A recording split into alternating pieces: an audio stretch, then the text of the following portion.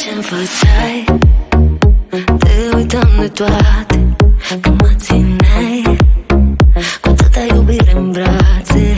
Doar tu știai să dăm stelele pe cer, dacă cerul fără stele sunt doar lacrimile mele.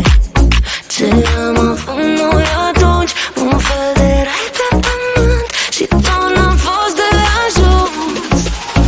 Un milion de cuvinte nu ne duc înapoi, și cât de rece se simte distanța dintre noi.